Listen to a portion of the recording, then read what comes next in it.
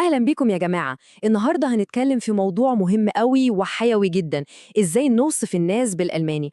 طيب، السؤال اللي بيبدأ بيه أي حد بيتعلم لغة جديدة هو إزاي أوصف الناس؟ لأن ده ببساطة هو اللي بيدي حياة لكلامنا وبيخلينا نعرف نعبر عن نفسنا بجد.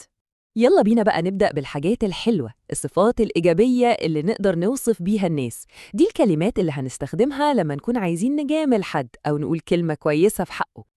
أول كلمتين معانا ممكن يلخبطوا شوية عشان قريبين من بعض قوي، نت وفرويندلي. الاتنين ممكن نترجمهم لطيف أو ودود، بس في فرق صغنن كده في الإحساس اللي كل كلمة بتوصله. لما نقول مثلا sie ist sehr nett، دي معناها هي لطيفة جدا. كلمة نت دي بتتقال على الشخص اللي معاملته كويسة، شخص ظريف كده في العموم. أما بقى لو قلنا ist sehr freundlich، فدي معناها هو ودود جدا.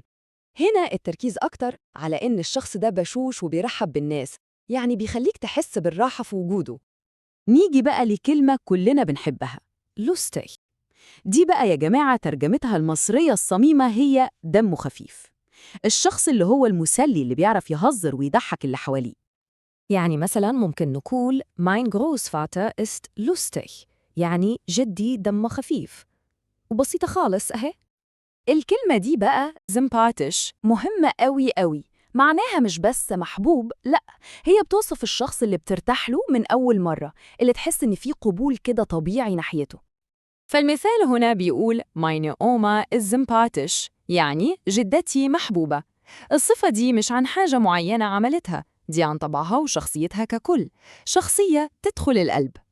طيب، خلصنا كده الجانب المشرق، بس زي ما بنقول مش كل الناس ملايكة، فلازم برضو نعرف نوصف الناس بطريقة مش لطيفة قوي. ودي كلمات مهمة عشان نفهم الكلام أو حتى عشان نعبر عن رأينا بصراحة لو الموقف استدعى. وأحسن بداية للجزء ده هي إننا ناخد عكس الكلمة اللي لسه متعلمينها. قصاد sympathisch عندنا unsympathisch، وبمنتهى البساطة معناها شخص مش محبوب، أو زي ما بنقول بالمصري دمه تقيل. هنا بقى ركزوا معايا في المثال ده عشان فيه تفصيلة مهمة جدا. ist mir unsympathisch. الترجمة الحرفية هو غير لطيف بالنسبة لي. شايفين كلمة ميغ دي معناها بالنسبة لي أنا، ودي بتخلي الجملة مجرد رأي شخصي مش حكم نهائي. يعني حتى وهم بيقولوا رأي سلبي في ذوق في التعبير. nervös يعني مزعج أو مستفز، كلمة مباشرة وصريحة. Du bist so nervös يعني أنت مزعج جداً. طبعاً دي جملة قوية جداً وبتتقال في وش اللي قدامك، فبيبقى معناها إنك خلاص جبت آخرك. عشان كده لازم نكون حذرين جداً وإحنا بنستخدمها.